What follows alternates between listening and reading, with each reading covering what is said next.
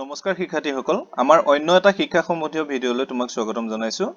ইতিমধ্যে ভিডিঅ'ৰ থাম্বনেইল দেখিয়ে গম পাইছা চাগে এই ভিডিঅ'টো নৱম শ্ৰেণীৰ বছৰিকীয়া পৰীক্ষাৰ অসমীয়া বিষয়ৰ বাবে কিমান ইম্পৰ্টেন্ট। আমি ইয়াত পৰীক্ষাত আহিবলগীয়া সকলোবোৰ প্ৰশ্ন উত্তৰ কভাৰ কৰিছো, যিবোৰে তোমাৰ পৰীক্ষাত 100ৰ ভিতৰত অন্ততঃ 90 পৰা 95 পোৱাত যথেষ্ট সহায় কৰিব। সেই ভিডিঅ'টো প্ৰথমৰ পৰা শেষলৈকে স্কিপ নকৰাকৈ চাই নিজক আগবঢ়াই নিবা বুলি আশা কৰিলো। তেন্তে বলাচোন কুৱেশ্যন এনসাৰবোৰলৈ আগবাঢ়ো। আমি প্ৰথম গ্ৰুপ এ গদ্যাংশ পাৰ্টটোৰ ইম্পৰ্টেন্ট প্ৰশ্নখিনি চাওঁ। গদ্যাংশৰ প্ৰথম চেপ্টাৰ হৈছে অন্যৰ প্ৰতি ব্যৱহাৰ। অন্যৰ প্ৰতি ব্যৱহাৰত প্ৰায় আহি থকা প্ৰশ্ন হৈছে বহল ব্যাকৰণ পুথিখন কাৰ ৰচনা। বহল ব্যাকৰণ পুথিখন সত্যনাথ বৰাৰ ৰচনা। সত্যনাথ বৰাৰ অন্য এখন ইম্পৰ্টেন্ট পুথি হৈছে সাৰথি। সেইখনো সুধিব পাৰে যে সাৰথি পুথিখন কাৰ ৰচনা। দুইখন পুথিয়ে সত্যনাথ বৰাই ৰচনা কৰিছিল। ইয়াৰ পিছৰ প্ৰশ্ন সজ ব্যৱহাৰৰ অনুপান কি? নম্ৰতা হৈছে সজ ব্যৱহাৰৰ অনুপান। নেক্সট কুৱেশ্যন, কোনটো শ্ৰেণী মানুহৰ শত্ৰু সৰহ? ভৱিষ্যত নুগুণি মানুহৰ লগত কেটেৰা মাৰি কথা কোৱা নিৰ্বোধ মানুহৰ শত্ৰু সৰহ। ইয়াৰ পিছৰ প্ৰশ্ন, অন্যৰ প্ৰতি ব্যৱহাৰ পাঠটি কোনখন গ্ৰন্থৰ পৰা লোৱা হৈছে? উত্তৰ, সাৰথি নামৰ গ্ৰন্থখনৰ পৰা লোৱা হৈছে। ইয়াৰ পিছৰ প্ৰশ্ন, ব্যৱহাৰ প্ৰণালীৰ ঘাইমন্ত্ৰ কি? উত্তৰ, ব্যৱহাৰ প্ৰণালীৰ ঘাইমন্ত্ৰ হ'ল মিঠা মাত। কোনবোৰ কথা মানুহৰ কাণত কাঁড় ফুটা দি ফুটে? আনসাৰ, দম্ভালি কথা মানুহৰ কাণত কাঁড় ফুটা দি ফুটে। সত্যনাথ বৰাদেৱৰ দ্বাৰা ৰচিত দুখন উল্লেখযোগ্য গ্ৰন্থৰ নাম লিখা। উত্তৰ, সাৰথি আৰু বহল ব্যাকৰণ। নেক্সট কুৱেশ্যন, বিনয় ভাৱত দান কৰিব লাগে বুলি জ্ঞানীসকলে কিয় কৈছে? এইটো 2 নম্বৰ আহিব। বিনয়ক সকলোৱে ভাল পায় আৰু ক্ষমা কৰে। নম্ৰভাৱে আৰু যুক্তিৰে ক'ব জানিলে দুখৰ কথা ক'লেও মানুহ অসন্তুষ্ট নহয়। সেয়েহে জ্ঞানীসকলে বিনয় ভাৱত দান কৰিব লাগে বুলি কৈছে। অন্যথা নম্ৰতাৰ অভাৱত দানৰ কোনো মহত্ব নাথাকিব। নেক্সট কুৱেশ্যন, ব্যৱহাৰ প্ৰণালীক সামান্য কথা বুলি কিয় উল্লেখ কৰিব নোৱাৰি লিখা। আনসাৰ, কাৰ লগত কেনেকুৱা ব্যৱহাৰ কৰিলে জীৱন সুখকৰ হয় সেই কথা সমাজৰ প্ৰত্যেক মানুহে জনা উচিত। সাধাৰণতে সজ চৰিত্ৰৰ লোকৰ ব্যৱহাৰো সজ হয় বুলি ভবা যায় যদিও বাস্তৱ জীৱনত দেখা যায় যে অনেক চৰিত্ৰবান মানুহ ব্যৱহাৰৰ দোষত আনৰ হিংসা গৰিহণাৰ পাত্ৰ হয়। আকৌ অনেক কপটীয়া চলাহী মানুহো ব্যৱহাৰৰ গুণত সকলোৰে আদৰৰ পাত্ৰ হয়। সেয়ে ব্যৱহাৰ প্ৰণালীক সামান্য কথা বুলি উল্লেখ কৰিব নোৱাৰি। ইয়াৰ পিছৰ প্ৰশ্ন, নম্ৰতা সজ ব্যৱহাৰৰ অনুপান তাৎপৰ্য ব্যাখ্যা কৰা। এইটো মোষ্ট কমন কুৱেশ্যন। এই প্ৰশ্নটো প্ৰায় 10 বছৰ ধৰি আহি আছে। ইয়াৰ উত্তৰ হৈছে ব্যৱহাৰে মানুহৰ পৰিচয় কঢ়িয়ায়। প্ৰথম দৃষ্টিতে এজন মানুহৰ চৰিত্ৰ তেওঁৰ ব্যৱহাৰৰ দ্বাৰাহে জানিব পাৰি। সুন্দৰ ব্যৱহাৰৰ গৰাকীজনক সকলোৱে শলাগে। সুন্দৰ সজ ব্যৱহাৰৰ লোক এজন যদি নম্ৰ হয় তেন্তে তেওঁ নিঃসন্দেহে প্ৰশংসাৰ পাত্ৰ হয়। তেওঁৰ ব্যক্তিত্বত যেন সোণত সুৱগা চৰে। উচিত অনুপানেৰে ঔষধ খালে যেনেদৰে তৎক্ষণাত গুণ দিয়ে, একেদৰে নম্ৰতাযুক্ত সজ ব্যৱহাৰে সততে উপকাৰ কৰে। মানুহজনৰ উচ্চ চিন্তা বা ভাল মনটোহে ফুটি উঠে। মনত নম্ৰতাৰ ভাৱ ৰাখি সজ ব্যৱহাৰ কৰা উচিত। মনত নম্ৰতাৰ ভাৱ নাথাকিলে লোকক দেখুৱাবলৈ তেনে ভাৱ মুখলৈ অনাটো অনুচিত। নম্ৰ হৈ কথা ক'লে মানুহে নিজক আনৰ আগত লঘু কৰা নহয়, বৰং নিজৰ ব্যক্তিত্বৰ সৌন্দৰ্যহে বিয়পোৱা হয়। সেয়ে নম্ৰতাযুক্ত সজ ব্যৱহাৰ ব্যক্তিত্ব আৰ্জনৰ অন্যতম গুণ। ইয়াৰ পিছৰ চেপ্টাৰ হৈছে সময়। নীলমণি ফুকনৰ দ্বাৰা সম্পাদিত এখন কাকতৰ নাম লিখা। উত্তৰ, 9 জুন। বেলিঘড়ী বুলি কাক কোৱা হয়? বেলি ফুল বা সূৰ্যমুখী ফুলক বেলিঘড়ী বুলি কোৱা হয়। এইকেইটা প্ৰায় আহি থাকে, তোমালোকে মনত নৰখাকৈ নাৰাখিবা। ইয়াৰ পিছৰ প্ৰশ্ন, সময়ৰ প্ৰকৃত যন্ত্ৰপাতি কি? সময়ৰ প্ৰকৃত যন্ত্ৰপাতি হৈছে কৰ্ম। সময় পাঠটোৰ কেন্দ্ৰীয় বিষয়টো কি? সময়ৰ সৎ ব্যৱহাৰেই হৈছে সময় পাঠটোৰ কেন্দ্ৰীয় বিষয়। ইয়াৰ পিছৰ প্ৰশ্ন, সময় কি গতিত ঘূৰে? সময় বৃত্তাকাৰ গতিত ঘূৰে। বিজ্ঞানৰ আৱিষ্কাৰৰ আগতে মানুহে কিহৰ ওপৰত ভিত্তি কৰি সময় সম্পৰ্কে অৱগত হৈছিল? বিজ্ঞানৰ আৱিষ্কাৰৰ আগতে মানে বিশেষকৈ ঘড়ীৰ আৱিষ্কাৰৰ আগতে মানুহে সময় সম্পৰ্কে কেনেকৈ অৱগত হৈছিল এই প্ৰশ্নটোত সুধিছে।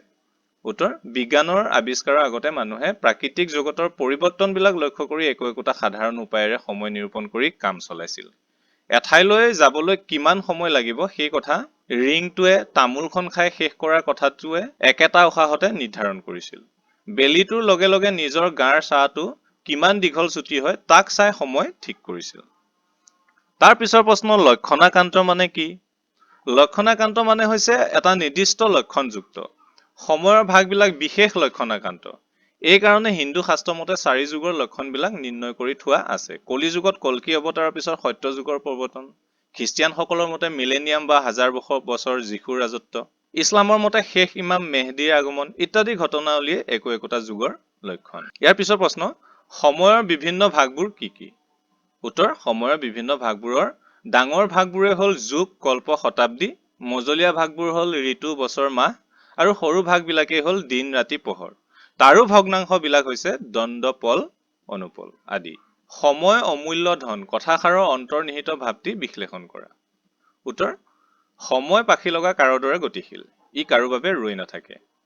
আচলতে সময়ক মূল্যৰে কিনিব নোৱাৰি বা ধৰি ৰাখিব নোৱাৰি। সময়ৰ যথোপযুক্ত ব্যৱহাৰ যিয়ে জানে তেওঁহে জীৱনত সকলো কামতে সফল হ'ব পাৰে। সেয়ে ক'ব পাৰি যে সময় অমূল্য ধন বোলা কথাষাৰ বুজাজনেহে জীৱনত উন্নতি কৰিব পাৰে। তোমালোকে যদি ইমানখিনিলৈ ভিডিঅ'টো চাইছা, চেনেলটো ছাবস্ক্ৰাইব কৰি দিবা আৰু এই ভিডিঅ'টো এটা লাইক কৰি দিবা। লাইক কৰিলে তোমালোকৰ বাবে এনে ধৰণৰ সুন্দৰ সুন্দৰ প্ৰয়োজনীয় ভিডিঅ'বোৰ বনাবলৈ আমি উৎসাহ আৰু প্ৰেৰণা পাওঁ। ইয়াৰ পিছৰ প্ৰশ্নলৈ আগবাঢ়ো তেন্তে। সময়ৰ টিকনিডাল হেনো আগফালে, ভাৱ বিশ্লেষণ কৰা। ৩ নম্বৰীয়া প্ৰশ্ন। উত্তৰ, সময় বুৱতী নৈৰ নিচিনা, ইয়াক কোনেও ধৰি ৰাখিব নোৱাৰে। সময়ৰ টিকনিডাল আগফালে বুলি কোৱাৰ কাৰণ হ'ল যে এবাৰ সময় পাৰ হৈ গুচি গ'লে আমি তাক পিছফালৰ পৰা টানি ধৰি ৰাখিব নোৱাৰো। সেয়েহে জ্ঞানী আৰু কৰ্মী লোকে সদায় নিৰ্ধাৰিত সময়তকৈ ২-৩ মিনিট আগে প্ৰস্তুত থাকে। পাৰ হৈ যোৱা সময় কেতিয়াও ঘূৰি নাহে। সেয়েহে আমি সময়তকৈ অলপ আগে আগে চলিব লাগে আৰু কেতিয়াও অবাবত সময় নষ্ট কৰিব নালাগে। সময়ৰ মূল্য যিজনে বুজে সিয়ে জীৱনত উন্নতি কৰে। ইয়াৰ পিছৰ চেপ্টাৰ হৈছে অন্ধবিশ্বাস আৰু কুসংস্কাৰ। প্ৰথম প্ৰশ্ন, অন্ধবিশ্বাস, কুসংস্কাৰ পৃথিৱীৰ আটাইতকৈ গধুৰ বোজা, কথাষাৰ কোনে কৈছিল? উত্তৰ, ডক্টৰ সৰ্বপল্লী ৰাধাকৃষ্ণনে কৈছিল। সম্প্ৰতি অসমৰ সাক্ষৰতাৰ হাৰ কিমান? উত্তৰ, সম্প্ৰতি অসমৰ সাক্ষৰতাৰ হাৰ হৈছে ৭৩.18%। ইয়াৰ পিছৰ প্ৰশ্ন, কোনখন গ্ৰন্থৰ বাবে জয়ন্ত মাধৱ বৰাই সাহিত্য অকাডেমী বঁটা লাভ কৰিছিল? উত্তৰ, মৰিয়াহলা উপন্যাসখনৰ বাবে ২০১৭ চনত জয়ন্ত মাধৱ বৰাই সাহিত্য অকাডেমী বঁটা লাভ কৰিছিল। এইটো প্ৰায় পৰীক্ষাত আহি থাকে, মনত ৰাখিবা। নেক্সট কুৱেশ্যন, কোনখন সন্ধিৰ পিছত কেতিয়া অসম ব্ৰিটিছৰ অধীনলৈ যায়? ১৮২৬ খ্ৰীষ্টাব্দৰ ইয়াণ্ডাবু সন্ধিৰ পিছত অসম ব্ৰিটিছৰ অধীনলৈ যায়। উৰা বাতৰি মানে কি? এইটো ২ নম্বৰীয়া প্ৰশ্ন। যিবোৰ বাতৰি সত্যৰ ওপৰত প্ৰতিষ্ঠিত নহয় অথচ অজ্ঞতাৰ কাৰণে বা মানুহক উত্তেজিত কৰি তুলিবৰ বাবে উদ্দেশ্যপ্ৰণোদিতভাৱে প্ৰচাৰ কৰা হয় আৰু চিন্তাশূন্য বিবেকশূন্য কিছু লোকে সেই বাতৰিক সত্য বুলি বিশ্বাসো কৰি লয়, তাকে উৰা বাতৰি বোলে। নেক্সট কুৱেশ্যন, অন্ধবিশ্বাসে সমাজত কেনেধৰণৰ সমস্যাৰ সৃষ্টি কৰিব পাৰে বুলি তুমি অনুভৱ কৰা? লিখা। উত্তৰ, অন্ধবিশ্বাসে প্ৰেম, মমতা, মানৱতা আদি মানৱীয় প্ৰমূল্যসমূহক আঘাত কৰি সভ্য মানৱ সমাজ এখন কলুষিত কৰে।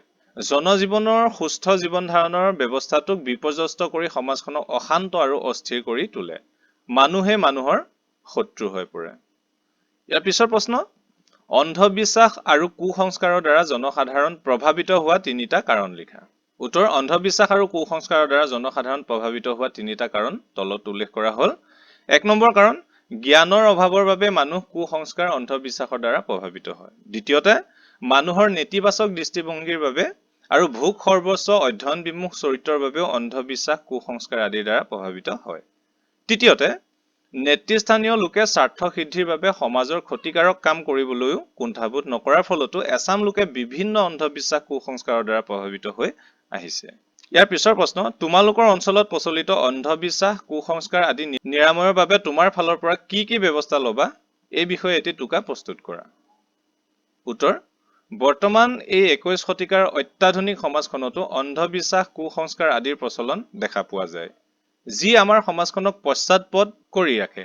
দেখা গৈছে যে ডাইনী বুলি উৰা বাতৰি প্ৰচাৰৰ ফলস্বৰূপে যি বৰ্বৰ ঘটনা সংঘটিত হয়, সেই অমানৱীয় ঘটনাত শতকৰা ৯০%ৰো অধিক ক্ষেত্ৰত মহিলাসকলে আক্ৰান্ত হয়। সোপাধৰা বুলি উৰা বাতৰি প্ৰচাৰৰ ফলস্বৰূপে অচিনাকি আৰু প্ৰায় ক্ষেত্ৰতে বিশেষভাৱে সক্ষম লোকে আক্ৰান্ত হোৱা দেখা গৈছে। সেয়েহে এনেবোৰ অন্ধবিশ্বাস, কুসংস্কাৰ আমাৰ মাজৰ পৰা আঁতৰাবলৈ হ'লে সমাজত ছাত্ৰ-ছাত্ৰীৰ মাজত সজাগতা বৃদ্ধি কৰিব লাগিব।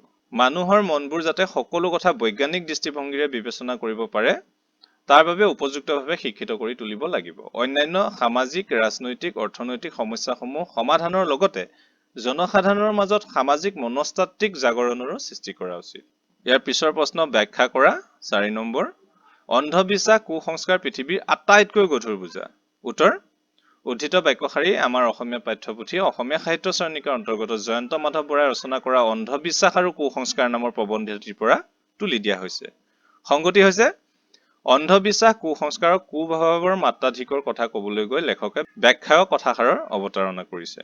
ব্যাখ্যা দূষিত বায়ু অবাঞ্ছিত বিশৃংখল শব্দ মাটি পানী এইবোৰৰ প্ৰদূষণে আমাৰ চৌপাশৰ পৰিৱেশ যেনেদৰে প্ৰদূষিত কৰি মানুহৰ সুস্থ জীৱন ধাৰণৰ প্ৰণালীত প্ৰতিকূলতাৰ সৃষ্টি কৰে ঠিক সেইদৰে অন্ধবিশ্বাস আৰু কুসংস্কাৰেও প্ৰেম মমতা মানৱতা আদি মানৱীয় প্ৰমূল্যসমূহক আঘাত কৰি সভ্য মানৱ সমাজ এখন কলুষিত কৰে জনজীৱনৰ সুস্থ জীৱন ধাৰণৰ ব্যৱস্থাটোক বিপৰ্যস্ত কৰি সমাজখনক অশান্ত আৰু অস্থিৰ কৰি তোলে অথচ এই অন্ধবিশ্বাস কুসংস্কাৰ উৰাবাতৰি অপপ্ৰচাৰ মানুহেই সৃষ্টি কৰে মানুহে মানুহৰ শত্ৰু হৈ পৰে সেই অৰ্থত অন্ধবিশ্বাস কুসংস্কাৰ পৃথিৱীৰ আটাইতকৈ গধুৰ বোজা এই চেপ্টাৰটো ইমানখিনি ইম্পৰ্টেণ্ট প্ৰশ্ন আছিলে ইয়াৰ পিছৰ চেপ্টাৰটো হৈছে ভাৰতৰ বৈচিত্ৰ্যৰ মাজত ঐক্য প্ৰথম প্ৰশ্ন মহাভাৰত আৰু অষ্টাদশ পুৰাণৰ প্ৰণেতা কোন উত্তৰ মহাভাৰত আৰু অষ্টাদশ পুৰাণৰ প্ৰণেতা হ'ল ব্যাস জৈন ধৰ্মৰ প্ৰৱৰ্তক কোন মহাবীৰ হৈছে জৈন ধৰ্মৰ প্ৰৱৰ্তক বুদ্ধদেৱে ক'ত পৰম জ্ঞান লাভ কৰে উত্তৰ বুদ্ধগয়াৰ বোধিবৃক্ষৰ তলত বুদ্ধদেৱে পৰম জ্ঞান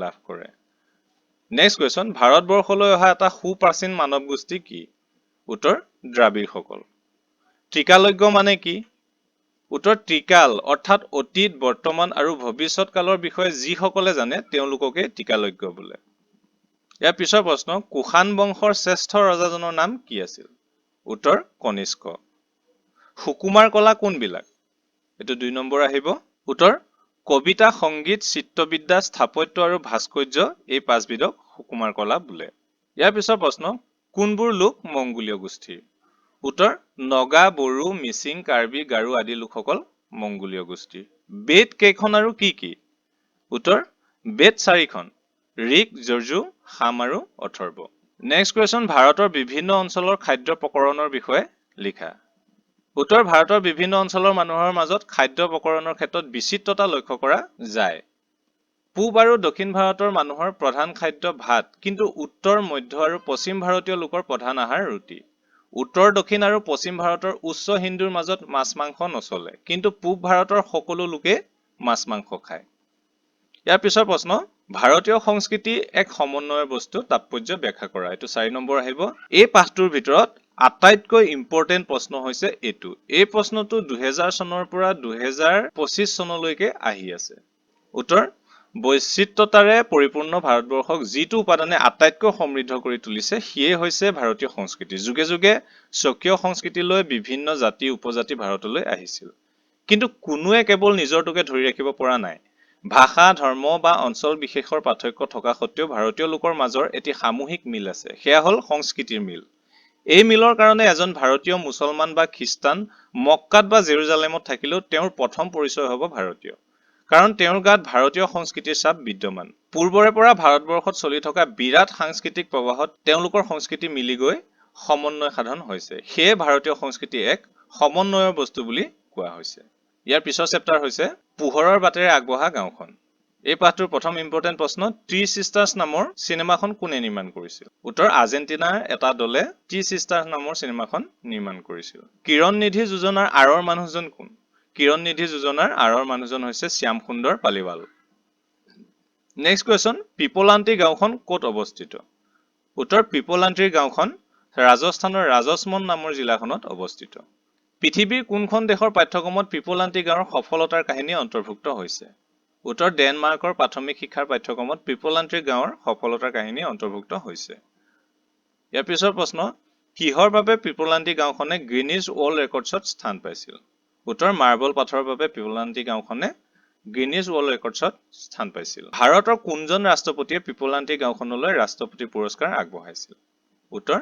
ভাৰতৰ প্ৰাক্তন ৰাষ্ট্ৰপতি ডক্টৰ এপিজে আব্দুল কালামে পিপলান্তি গাঁওখনলৈ ৰাষ্ট্ৰপতি পুৰস্কাৰ আগবঢ়াইছিল ইয়াৰ পিছৰ প্ৰশ্ন পিপলান্তি গাঁওখনত কন্যা সন্তান জন্ম পালে কি কৰা হয় উত্তৰ পিপলান্তি গাঁওখনত কন্যা সন্তান জন্ম পালে আনন্দ উল্লাস কৰি ছোৱালীজনীৰ নামত 111টা গছপুলি ৰোপণ কৰা হয় ৰাখী বন্ধনৰ দিনা পিপলান্তি গাঁৱৰ ছোৱালী আৰু মহিলাসকলে কি কৰে উত্তৰ ৰাখী বন্ধনৰ দিনা গাঁওখনৰ ছোৱালী আৰু মহিলাসকলে গাঁৱৰ গছসমূহত ৰছী অৰ্থাৎ ৰাখী বান্ধে ইয়াৰ পিছৰ ইম্পৰ্টেন্ট প্ৰশ্নটো হৈছে কিৰণ নিধি যোজনা কি এই যোজনাৰ অধীনত পিপলান্তি গাঁৱৰ মানুহে কি কি বিশেষ চাৰিটা দায়িত্ব পালন কৰিব লাগে উত্তৰ কিৰণ নিধি যোজনা হৈছে পিপলান্তি নামৰ গাঁওখনত তাৰে মুখিয়াল শ্যাম সুন্দৰ পালিৱালে তেওঁৰ মৃত কন্যা কিৰণৰ স্মৃতিত প্ৰৱৰ্তন কৰা এক আঁচনি যাৰ অধীনত উক্ত গাঁওখনত কন্যা সন্তান জন্মিলে গাঁৱৰ ৰাইজে 111টা গছপুলি ৰোপণ কৰে এই যোজনাৰ অধীনত পিপলান্তি গাঁৱৰ মানুহবোৰে পালন কৰা 4টা বিশেষ দায়িত্ব হৈছে কন্যা সন্তানসকলক ল'ৰা সন্তানৰ দৰে ভালকৈ ডাঙৰ দীঘল কৰা, পানী সংৰক্ষণ কৰা, গছ-গছনি ৰোপণ কৰা আৰু খেতি-বাতি কৰি নিজৰ প্ৰয়োজন পূৰণ কৰা। ইয়াৰ পিছৰ প্ৰশ্ন, শ্যাম সুন্দৰ পালিৱাল কোন? পিপলান্তি গাঁওখন পৃথিৱী বিখ্যাত হোৱাত তেওঁৰ অৱদান সম্পৰ্কে চমুকৈ লিখা। উত্তৰ, শ্যাম সুন্দৰ পালিৱাল ৰাজস্থানৰ ৰাজসমন্দ জিলাৰ পিপলান্তি গাঁৱৰ বাসিন্দা আছিল। 2005 চনত তেওঁ সেই গাঁৱৰ মুখিয়ালো হৈছিল। 6 বছৰতে মাতৃহাৰা হোৱা শ্যাম সুন্দৰে জীৱন সংগ্ৰামৰ বাবে গাঁও এৰি গুচি গৈছিল যদিও গাঁৱৰ প্ৰতি থকা এক অবুজ টানে তেওঁ গাঁৱলৈ এসময়ত আহিব লগা কৰে। সেই সময়ত গাঁৱৰ পৰিৱেশ দূষিত অৱস্থাত আছিল। বৃহৎ ব্যৱসায়িক কৰ্মকাণ্ডৰ ফলত ভূগৰ্ভৰ পানী 800 ফুট তললৈ নামি গৈছিল। উশাহ ল'বলৈ বিশুদ্ধ বতাহো নাপাইছিল মানুহে, কিয়নো গছৰ সংখ্যা কমি গৈছিল। তেনে সময়তে শ্যাম সুন্দৰ গাঁৱৰ মুখিয়াল হৈছিল। হঠাতে তেওঁৰ জীয়ৰী কিৰণৰ এদিন মৃত্যু ঘটে আৰু শোকত ম্ৰিয়মান পালিৱালে জীয়ৰীৰ স্মৃতিত এটা গছপুলি ৰুৱে। মুখিয়াল হিচাপে তেওঁ গাঁৱত কন্যা সন্তান জন্মিলে 111টা গছপুলি ৰোপণৰ নিয়ম প্ৰৱৰ্তন কৰিলে। লগতে গাঁওবাসীক 4টা দায়িত্বও দিলে যে 1 নম্বৰতে কন্যা সন্তানক ল'ৰা সন্তানৰ সমানেই প্ৰতিপালন কৰিব লাগিব, দ্বিতীয়তে পানী সংৰক্ষণ কৰা, তৃতীয়তে গছ-গছনি ৰুই প্ৰতিপালন কৰা আৰু চতুৰ্থতে খেতি-বাতিৰ দ্বাৰা জীৱিকা নিৰ্বাহ কৰা। তেওঁ জানিছিল যে গাঁৱৰ পৰিৱেশ উন্নত হ'বলৈ হ'লে গছ লাগিব, কিয়নো গছে কেৱল সেউজ পৰিৱেশ সৃষ্টি কৰাই নহয়, ই মাটি সাৰুৱা কৰে আৰু ভূগৰ্ভৰ পানী ওপৰলৈ আনে। অৱশেষত পিপলান্তি গাঁৱত গছ-গছনি ৰোপণৰ ফলত বিশুদ্ধ বায়ু বলিবলৈ ধৰিলে, বৰষুণৰ ফলত ভূগৰ্ভৰ পানী ওপৰলৈ আহিল আৰু মাটি সাৰুৱা হোৱাত খেতি-বাতিও ভাল হ'ল। বিভিন্ন প্ৰজাতিৰ চৰাই বছৰি সেই গাঁৱৰ গছ-গছনিলৈ আহে, মুঠতে গাঁওখন পৃথিৱী বিখ্যাত হৈ পৰিল। শ্যাম সুন্দৰ পালিৱালৰ দূৰদৰ্শিতাই ইয়াৰ মূল কাৰণ। পিপলান্তি গাঁৱলৈ সুখ সমৃদ্ধি উভতি অহাত সৰ্বাধিক অৱদান তেওঁৰে আছিল। নেক্সট চেপ্টাৰ, যুঁজ। যুঁজ হৈছে আমাৰ এটা গল্প। এই গল্পটিৰ ইম্পৰ্টেণ্ট প্ৰশ্নখিনি আলোচনা কৰিছো যে সিদ্ধাৰ্থহঁতৰ শ্ৰেণী শিক্ষকগৰাকীৰ নাম কি? উত্তৰ, মহেন্দ্ৰ মাষ্টৰ। যুঁজ গল্পটোৰ লেখক কোন? উত্তৰ, ডক্টৰ মৃণাল কলিতা। কাৰ বেগৰ পৰা টকা চুৰ হৈছিল? উত্তৰ, প্ৰশান্তৰ বেগৰ পৰা টকা চুৰ হৈছিল। নেক্সট কুৱেশ্যন, নিৰ্মলৰ জটিল ৰোগৰ কথা জানি সিদ্ধাৰ্থই কি কৈছিল? উত্তৰ, নিৰ্মলৰ জটিল ৰোগৰ কথা জানি সিদ্ধাৰ্থই কৈছিল যে সি ড্ৰাগছ লোৱা এৰিব চেষ্টা কৰিব। চকুৰ সন্মুখত নাথাকিলেও সিদ্ধাৰ্থৰ বুকুৰ ভিতৰৰ পৰাই নিৰ্মলে তাক বাধা দিব। ইয়াৰ পিছৰ প্ৰশ্ন, তোৰ কি হৈছে মোক ক'বই লাগিব সিদ্ধাৰ্থ।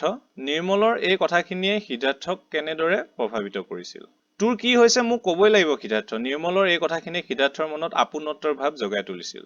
নিজৰ পিতৃ-মাতৃৰ বিচ্ছেদৰ পিছত সিদ্ধাৰ্থই একাকীত্বত ভুগিছিল। মাকেও সিদ্ধাৰ্থৰ প্ৰতি দিবলগীয়া গুৰুত্বত অনীহা দেখুৱাইছিল। নিসংগতা আৰু হতাশাত ভুগি সিদ্ধাৰ্থই ড্ৰাগছৰ আশ্ৰয় লৈছিল। সিদ্ধাৰ্থক এই অবাতৰ পৰা ঘূৰাই আনিবলৈ কোনোৱে চেষ্টা কৰা নাছিল। সেয়েহে নিৰ্মলৰ উক্ত কথাষাৰত সিদ্ধাৰ্থই এক আপোনত্বৰ সুৰ শুনা পাইছিল।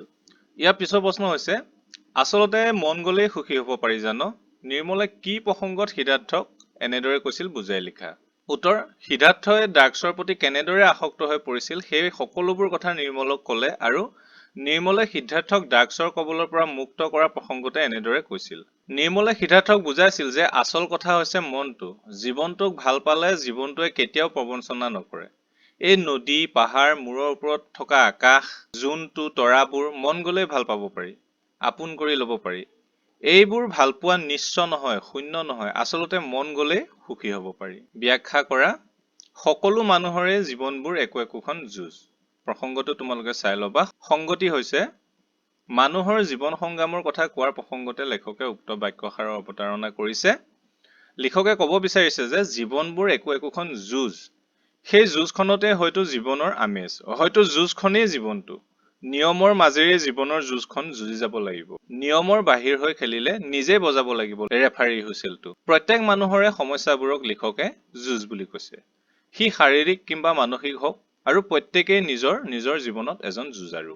ইয়াৰ পিছৰ ব্যাখ্যা, নোপোৱা মৰম পোৱাৰ আশাই যেন তাক দুৰ্বল আৰু অভিমানী কৰে। ব্যাখ্যাৰ কথাষাৰ আমাৰ অসমীয়া পাঠ্যপুথি অসমীয়া সাহিত্য চনিকাৰ অন্তৰ্গত ডক্টৰ মৃণাল কলিতা দেৱৰ দ্বাৰা ৰচিত যুঁজ নামৰ চুটি গল্পটিৰ পৰা তুলি দিয়া হৈছে। সিদ্ধাৰ্থৰ মানসিক অৱস্থা বুজাবলৈ লেখকে প্ৰসংগক্ৰমে উক্ত কথাষাৰৰ অৱতাৰণা কৰিছে। মাক দেউতাকৰ কাজিয়া আৰু শেষত বিচ্ছেদ, এই সকলোবোৰৰ মাজত সিদ্ধাৰ্থই যেন নিসংগ আৰু অকলশৰীয়া হৈ পৰিল। তাৰ মনোজগতৰ খবৰ ৰাখোতা, তাক এষাৰি মৰমৰ মাত দিওঁতা, তাৰ ভুলবোৰ আঙুলিয়াই দিওঁতা কোনো নোহোৱা হ'ল। ফলস্বৰূপে সিদ্ধাৰ্থই আশ্ৰয় ললে ড্ৰাগছৰ। ড্ৰাগছ কিনিবলৈ পইচাৰ যোগাৰ কৰিবলৈ মাকৰ সোণৰ খাৰু চুৰ কৰাৰ পৰা স্কুলৰ লগৰ ল'ৰাৰ বেগতো হাত দিলে। স্কুলত পইচা চুৰ বুলি ধৰা পৰাৰ পিছত বন্ধু নিৰ্মলে তাক সৎপথলৈ উভতাই অনাৰ চেষ্টা কৰে আৰু সিদ্ধাৰ্থক তাৰ কি হৈছে ক'বলৈ জোৰ কৰে। নিৰ্মলৰ আন্তৰিকতাপূৰ্ণ মৰমৰ দাবীত সিদ্ধাৰ্থৰ মনত পৰিৱৰ্তনৰ লহৰ উঠে। এনেদৰে মৰমৰ দাবী কৰিব পৰা মানুহবোৰে সিদ্ধাৰ্থৰ জীৱনৰ পৰা বহু দূৰলৈ গুচি গ'ল। নোপোৱা মৰম পোৱাৰ আশাই যেন তাক দুৰ্বল আৰু অভিমানী কৰে। কাৰ ওপৰত এই অভিমান সিদ্ধাৰ্থই যেন নিজেও বুজি নাপায়। ইয়াৰ পিছৰ চেপ্টাৰ লোক সংস্কৃতি। লক্ষ্মীনাথ বেজবৰুৱাই সম্পাদনা কৰা সাধুকথাৰ পুথিখনৰ নাম কি? উত্তৰ, লক্ষ্মীনাথ বেজবৰুৱাই সম্পাদনা কৰা সাধুকথাৰ পুথিখনৰ নাম হৈছে বুঢ়ী আইৰ সাধু। অ' মাই জখুৱা হে মাই হে জখুৱা গীতটি কোনে লিখিত ৰূপ দিয়ে? উত্তৰ, অ' মাই জখুৱা হে মাই হে জখুৱা গীতটিক লিখিত ৰূপ দিয়ে ডক্টৰ ভূপেন হাজৰিকাদেৱে। ইয়াৰ পিছৰ প্ৰশ্ন, লোককৃষ্টিৰ সাধাৰণ উত্তৰণক কি বোলা হয়? উত্তৰ, লোককৃষ্টিৰ সাধাৰণ উত্তৰণক লোক সংস্কৃতি বোলা হয়। নেক্সট কুৱেশ্যন, নিচুকনি গীত কি? কেঁচুৱা ল'ৰা ছোৱালীক নিচুকাবলৈ গোৱা গীতেই হ'ল নিচুকনি গীত। নেক্সট কুৱেশ্যন, সামাজিক আচাৰ অনুষ্ঠানবোৰ প্ৰধানভাৱে কিহৰ সৈতে জড়িত? উত্তৰ, সামাজিক আচাৰ অনুষ্ঠানবোৰ প্ৰধানভাৱে লোকবিশ্বাসৰ সৈতে জড়িত। লোকসমাজত কোন সময়ৰ কথাৰ অধিক সমাদৰ? উত্তৰ, লোকসমাজত পুৰণি দিনৰ কথাৰ অধিক সমাদৰ। ইয়াৰ পিছৰ প্ৰশ্ন, লোকৰ সমাজত কোনবোৰ কথাৰ সমাদৰ অধিক? উত্তৰ, লোকসমাজত পুৰণি দিনৰ কথাৰ সমাদৰ অধিক। নেক্সট কুৱেশ্যন, লোক সংস্কৃতিৰ দৃশ্যমান দিশক কি বোলা হয়? লোক সংস্কৃতিৰ দৃশ্যমান দিশক ভৌতিক বা বস্তু সংস্কৃতি বোলা হয়। লোক সংস্কৃতি বুলিলে চমুকে কি বুজায়? উত্তৰ, লোক সংস্কৃতি বুলিলে চমুকৈ জনসাধাৰণ বা লোকসাধাৰণৰ আচৰণসমূহৰ বিষয়ে বুজায়। লোককৃষ্টি কাক বোলা হয়? উত্তৰ, লোক বা জনৰ যি আচাৰ অনুষ্ঠান, গীত পদ, নৃত্য নাচ, খোৱা লোৱা, পিন্ধা উৰা, পূজা উপাসনা, ৰীতি নীতি, উৎসৱ অনুষ্ঠান, খেলা ধূলা আদিৰ সমষ্টিক লোককৃষ্টি বোলা হয়। ইয়াৰ পিছৰ প্ৰশ্ন, লোকজীৱন তিনিটা ভাগত বিভক্ত। লোকজীৱন কি কি তিনিটা ভাগত বিভক্ত? প্ৰত্যেকটি ভাগৰে চমু আভাস দিয়া। উত্তৰ, লোকজীৱন তিনিটা ভাগত বিভক্ত, সেইবোৰ হ'ল ক সামাজিক আচাৰ অনুষ্ঠান, খ ভৌতিক বা বস্তু সংস্কৃতি আৰু গ পৰিবেশ কলা। এটা সামাজিক আচাৰ অনুষ্ঠানক যদি বহলভাৱে চাওঁ, মানুহ হৈছে সামাজিক প্ৰাণী। সমাজ পাতি বাস কৰা মানুহৰ মাজত পৰম্পৰাগতভাৱে প্ৰচলিত আছে কিছুমান লোকবিশ্বাস। তেনে লোকবিশ্বাসৰ আশ্ৰয়তে গঢ় লয় সামাজিক আচাৰ অনুষ্ঠানে। সমাজ আৰু পৰিয়ালৰ মাজত অনুষ্ঠিত বা কৃষি, খেতি বাতি, জন্ম, বিবাহ, মৃত্যু আদি বিষয়ক ৰীতি নীতি, আচাৰ ব্যৱস্থা, অনুষ্ঠান আদিয়ে হ'ল সামাজিক আচাৰ অনুষ্ঠান। সামাজিক আচাৰ অনুষ্ঠানক চাৰিটা ভাগত ভগাব পাৰি: উৎসৱ অনুষ্ঠান, অৱসৰ বিনোদন আৰু খেল ধেমালি, লোক ঔষধ আৰু লোকধৰ্ম। দ্বিতীয়তে ভৌতিক বা বস্তু সংস্কৃতি। লোক সংস্কৃতিৰ যিটো দিশ দৃশ্যমান সেয়াই ভৌতিক বা বস্তু সংস্কৃতি। জীৱন ধাৰণৰ বাবে প্ৰয়োজনীয় সমল নিৰ্মাণেই ভৌতিক সংস্কৃতিৰ মূল বিষয়। খোৱা লোৱা, বস্তু সামগ্ৰী আদিৰ ৰন্ধা বঢ়া, প্ৰস্তুতি আদিও ভৌতিক সংস্কৃতিৰ অধ্যয়নৰ সামগ্ৰী। লোককলা, লোকশিল্প, লোকস্থপতি কলা, লোক আভৰণ আৰু লোকৰন্ধন প্ৰণালী আদি হৈছে ভৌতিক সংস্কৃতিৰ উপবিভাগ। তাৰপিছত হৈছে পৰিবেশ কলা। যাক পৰিবেশন কৰা হয় সেই পৰিবেশ কলা। কোনো এটা সাধু কথা কোৱা বা লোকগীত গোৱাকে পৰিবেশন কৰা বোলে। এজন বা কেইবাজনো লোকে লোকবাদ্যযন্ত্ৰ, নৃত্যৰ পোচাক পৰিচ্ছদ আৰু দৃশ্য বিৱৰণীৰ সৈতে ৰূপায়ণ কৰা পদ্ধতিও পৰিবেশ কলাৰ অন্তৰ্গত। গীত, নৃত্য, নাটক, বাদ্যযন্ত্ৰ আদি পৰিবেশ কলাৰ পৰিসৰৰ ভিতৰুৱা। ইয়াৰ পিছৰ প্ৰশ্ন চমু টোকা, নিচুকনি গীত। নিচুকনি গীত হ'ল সৰু ল'ৰা ছোৱালী বা শিশুক উমলোৱা আৰু নিচুকোৱা গীত। এই গীতবোৰক ধাই নাম বোলা হয়। নিচুকনি গীত হৈছে শিশুৰ মনৰ অসংলগ্ন কল্পনা, অপৰিপক্ক বিচিত্ৰ অনুভূতিৰ লগত সংগতি ৰক্ষা কৰি মৌখিকভাৱে সৃষ্টি হোৱা এবিধ লোকগীত। অপত্য স্নেহ আৰু মাতৃসুলভ অনুভূতিৰ এই গীতবোৰৰ মাজেৰে প্ৰকাশ পাইছে।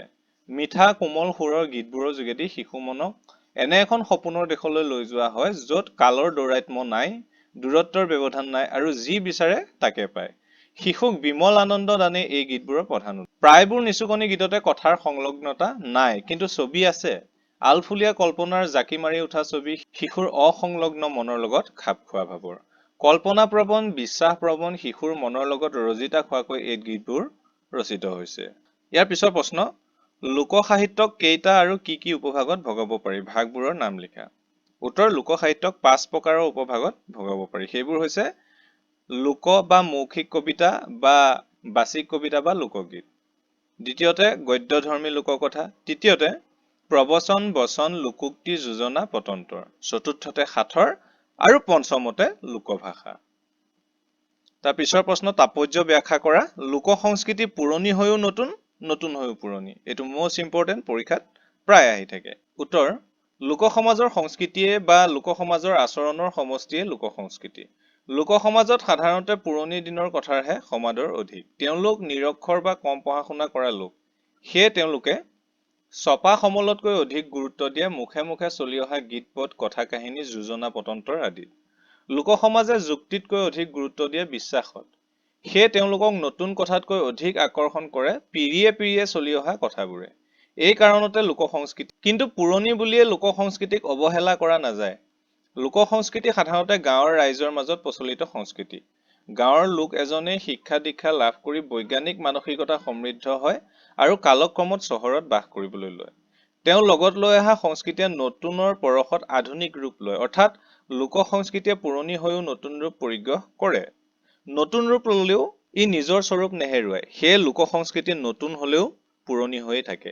দৰাচলতে সংস্কৃতি সদায় পৰিৱৰ্তনশীল। সময়ৰ সোঁতত ই যুগ সাপেক্ষে স্থিতি লাভ কৰে। তাহানিৰ পথাৰৰ বিহু মঞ্চ পালেও বিহুৰ মূল স্বৰূপ সলনি হোৱা নাই। ইয়াত আধুনিকতাৰ পৰশ লাগিছে মাত্ৰ। পৰিৱৰ্তিত সমাজত লোক সংস্কৃতি দ্বিতীয় অস্তিত্বত জীয়াই থাকে। সেয়ে ককা আইতাৰ মুখত শুনি অহা সাধু কথাই পৰিমাৰ্জিত ৰূপ গ্ৰহণ কৰি ছপা ৰূপত প্ৰকাশ পায়। একেদৰে হুঁচৰি, জাৰি গীতকে ধৰি বিভিন্ন লোকসংগীতে মৌখিক ৰূপতকৈ পৰিশিষ্ট ৰূপত ছপাৰ মুখ দেখিছে। নিঃসন্দেহে সেয়ে ক'ব পাৰি লোক সংস্কৃতি পুৰণি হৈও নতুন, নতুন হৈও পুৰণি। প্ৰিয় ছাত্ৰ ছাত্ৰীসকল, নৱম শ্ৰেণীৰ অসমীয়া বিষয়ৰ গ্ৰুপ এৰ গদ্যাংশ খণ্ডটিৰ প্ৰশ্ন উত্তৰখিনি ইমানতে সমাপ্ত হৈছে। ইয়াৰ লগত পদ্যাংশখিনি লগ লগাই দিলে ভিডিঅ'টো বহুত দীঘল হৈ যায় বাবে আমি অন্য এটা ভিডিঅ'ত পদ্যাংশৰ প্ৰশ্ন উত্তৰসমূহ আলোচনা কৰিছো। পদ্যাংশৰ প্ৰশ্ন উত্তৰখিনি বৰ্তমান তোমালোকৰ এন স্ক্ৰীনত দেখিবলৈ পাই আছা। যদি দেখা নাই তেন্তে ডেছক্ৰিপশ্যন লিংকত গ'লে সেইখিনিও তোমালোকে পাই যাবা। মই আশা কৰোঁ তোমালোক সকলোৰে পৰীক্ষা ভাল হওক। সকলোকে পৰীক্ষাৰ শুভেচ্ছা জনালো পুনৰবাৰ। আজিলৈ এৰিছো, ধন্যবাদ।